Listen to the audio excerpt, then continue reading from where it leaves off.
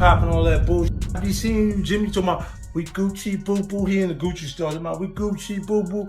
Them like King was going up. Jimmy like, Marita Moneda. Coca-Cola. It sounds like he wanted to do one with 50 Cent. That's what it sounds like. It sounds like Jim. Nah, I don't want to do nothing with that sucker. You heard? Leave him out of the conversation. Jim Jones. Who is Jim Jones? Like, he's not on anyone top 10 list. He's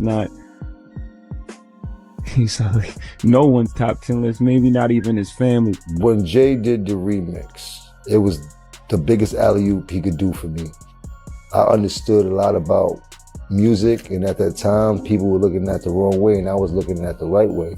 50 Cent just went off on Jim Jones for coming at Nas, and trust me, he didn't hold back. Fifth dropped some rare, never-before-seen footage exposing how Jim straight up flipped on Jay-Z. 1 minute, Jim was calling Jay soft, and the next minute, he was out here begging for a Roc Nation deal. Crazy, right?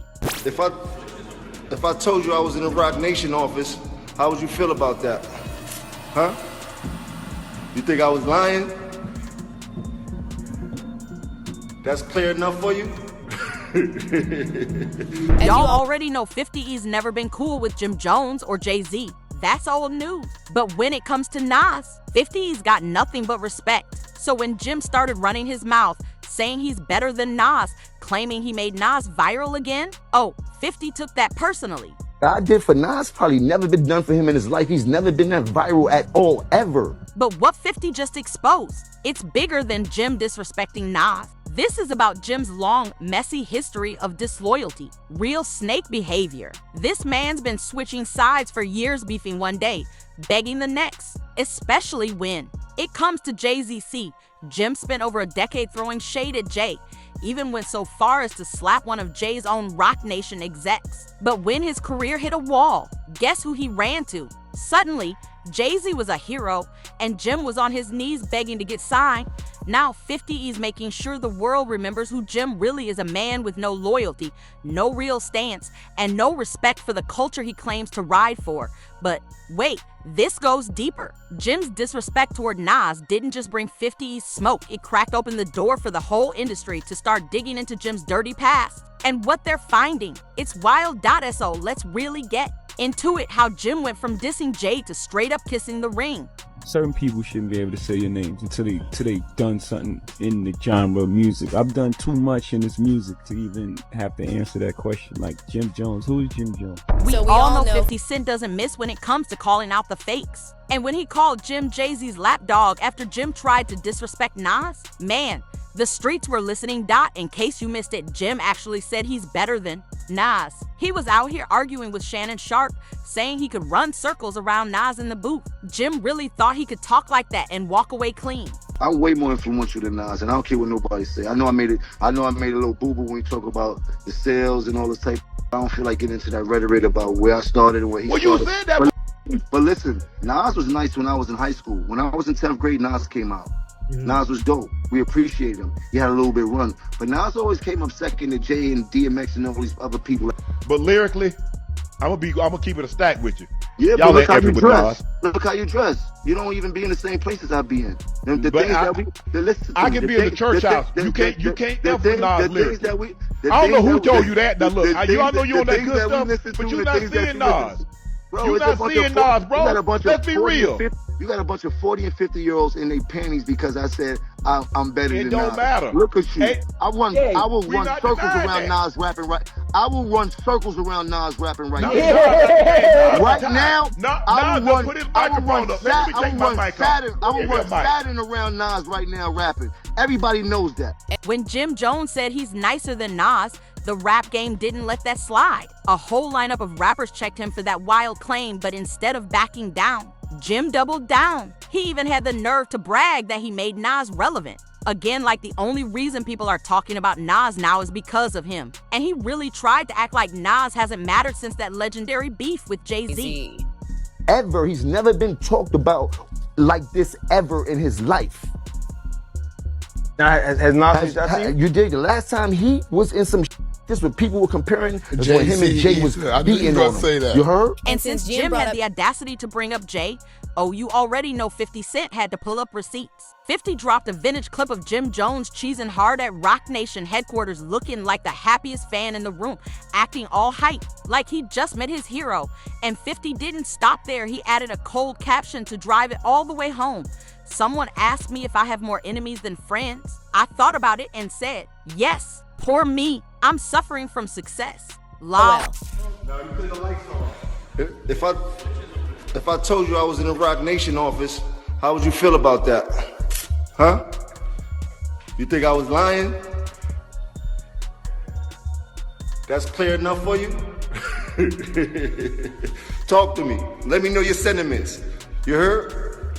Now look, some people might say 50 is just being petty, but if you really know the backstory, this one hit differently. See, Jim Jones wasn't just throwing little shade at Jay back in the day. He spent 13 years dissing Jay-Z with diss tracks, public call-outs, and even street drama.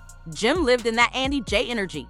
But here's the plot twist: when it suited him, Jim flipped the whole script. The same man who slapped one of Jay's own Roc Nation execs was suddenly on his knees, begging for Jay's approval, begging to be signed. And that's 50's whole point. Jim's desperate shots at Nas, they're gonna blow up in his face, because now the industry's zooming back in on Jim's messy, two-faced past.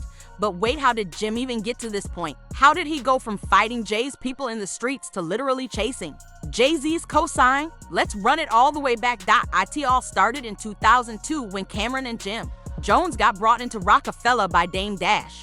Jim even claimed that Cam was promised a vice president spot at Roc. But here's the thing, Jay-Z never made that official.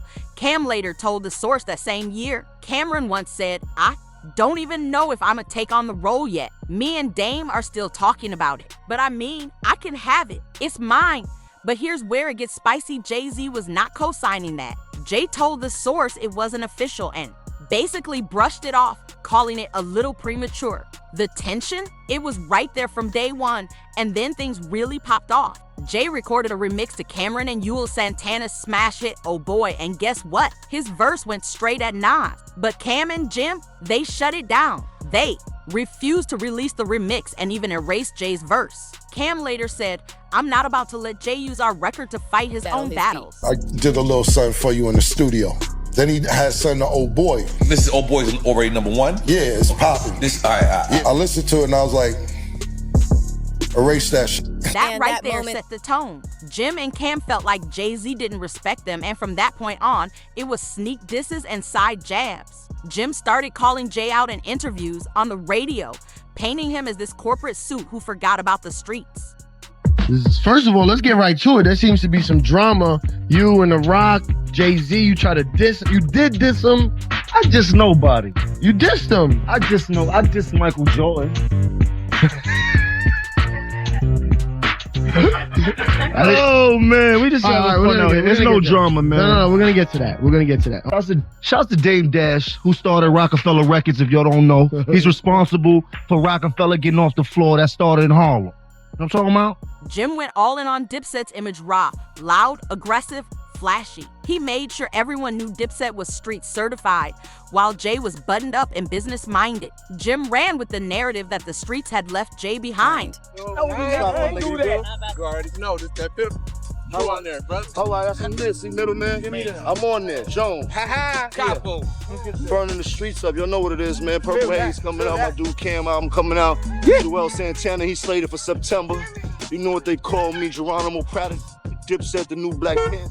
Want no problems. I promise you that. Now, at first, Jay kept it cool. No direct response. But the tension inside Rockefeller, everybody could feel it. Fast forward to 2006, Jim drops We Fly High, and boom, it's a hit. Ballin' wasn't just a song, it became a whole movement.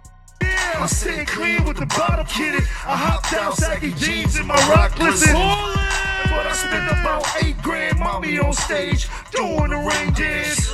Jim finally had his solo moment, and that's when Jay decided to step in. He remixed Jim's own track and dropped Brooklyn High. But make no mistake, this wasn't no friendly remix.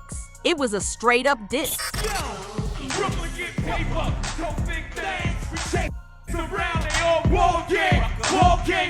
It's over for you dames. Give me back your chain, it's over for you dames. Jay clowned Jim's whole style, his flow, his ad-libs, everything. It was cold, precise, Ruthless, but Jim wasn't backing down. He fired back with Beef Mix, flipping the same beat and calling Jay old, out of touch, and soft.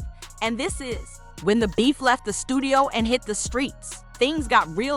In 2008, Jim was caught on security footage inside a Louis Vuitton store putting hands on somebody. Later, it came out that the man Jim assaulted was none other than Jay-Z.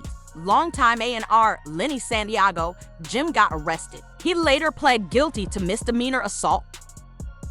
Jim Jones, the rapper, is going down.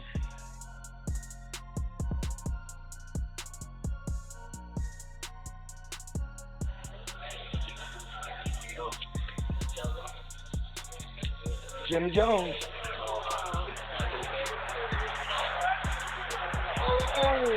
Jim Jones. Now, Jay-Z, he didn't make any public statements about the Louis Vuitton incident, but trust the message behind the scenes was crystal clear. This wasn't just rap beef anymore. It had gotten personal. A few months later, Jay popped up in an interview with XXL talking about the state of hip-hop, and he made sure to sneak in a shot at Jim Jones. Jay clowned Jim's track Nah Nah Nah Nah Nah, basically saying songs like that were what's killing the culture. Jay said, like Jim Jones, for example, and I don't mean this just because we never see eye to eye, but he made Nah Nah Nah. What's the difference between Smiley Face by Trey Songz, Sue Ya Boy, and Nah Nah Nah Nah Nah Nah Nah Nah? He could have just called it Smiley Face, cold, strategic. See, Jay might not have been in the streets, but he knew exactly how to get under Jim's skin without even getting his hands dirty. From there, the beef went ice cold. Between 2010 and 2015, no diss tracks, no public smoke, just quiet tension, a silent Cold War. But then 2015 hit and Dipset decided to stir the pot again. They dropped a freestyle over Diddy's Victory beat and they came for Jay-Z's neck. Cam and Jim threw shots at Roc Nation, mocked the whole brunch culture, clowned the label as industry puppets, and even threw slick references at Beyond. Cam spit, having money don't make you a real one. You step on the court, you gon' play my game. Just take Shotty's advice and say my name. Translation? Cam was trying to bait Jay into another round. They wanted the smoke, but by then, Jay-Z was a billionaire, married to Beyonce, buying art, launching Tidal, managing athletes. He was living on a whole different level. Jim and Cam were still yelling from the sidelines, and Jay, he didn't even flinch. In fact, a clip resurfaced recently where Jay addressed this exact situation. He compared himself to Michael Jordan and said Jim was like the eighth man on the bench screaming at the MVP from the sidelines. Cold, legendary. What's up with that Jim Jones, man? Hip-hop, of course, is a competitive sport. But on the other end of it, it's like certain people shouldn't be able to say your names until they've done something in the genre of music. I've done too much in this music to even have to answer that question. Like Jim Jones, who is Jim Jones? Like, he's not on anyone's top 10 list. He's like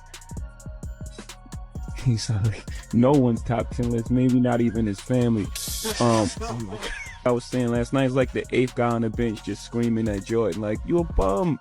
Like, you want to be like the ninth guy on the bench. I'm not even worried about you. And this is where Jim Jones finally realized he wasn't winning this battle. He was out here embarrassing himself trying to diss Jay-Z. And what he did next, that's exactly why 50 Cent is dragging him now. Jim did a full 180. The man who spent years beefing with Jay suddenly started begging to get signed by him. And in February 2017, it happened. Jim officially inked a deal with Roc Nation. After 13 years of non-stop shots and street drama, Jim crossed over and joined Jay's squad. Longtime nemesis turned collaborator Fat Joe signed to Rockefeller, and now it looks like another former rival will be relying on Ho's team to steer his career, as Dipset's Jim Jones is allegedly heading over to Roc Nation. Capo posted a picture of bottles of Douce and Ace of Spades next to a Roc Nation letterhead on IG and told fans to caption this. And he didn't do it quietly either. Jim started showing off that Roc Nation invite like it was a trophy. Yeah, the same rock brunch he used to clown, now he was flexing like he finally made it. He went from dissing Jay to praising him in public, doing the absolute most to prove he was loyal now. If anybody getting answer checks, should be us. Cocaine, he did that. It was you. Now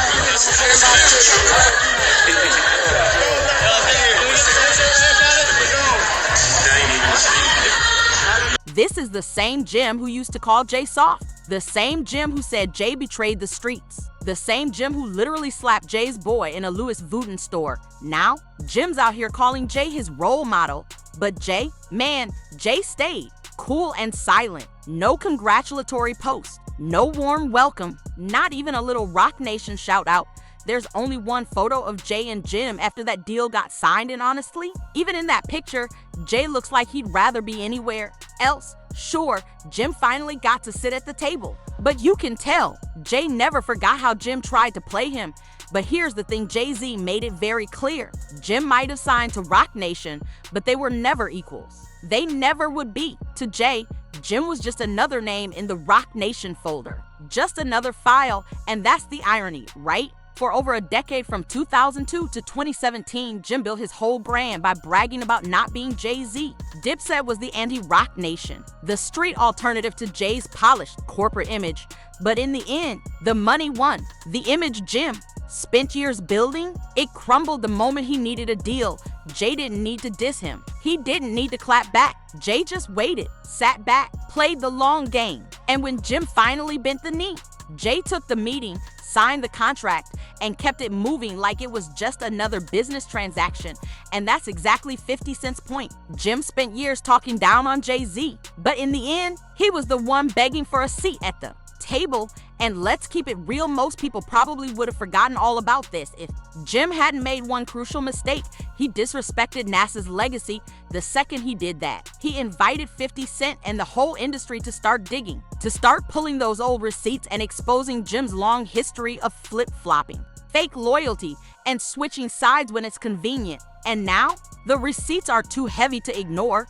The real question is, how far will this fallout go? Will Jim's career survive the damage? Or is this the moment that finally catches up with him? Make sure you hit that like button, drop a comment to let me know your thoughts, and of course, don't forget to subscribe so you never miss the next bombshell.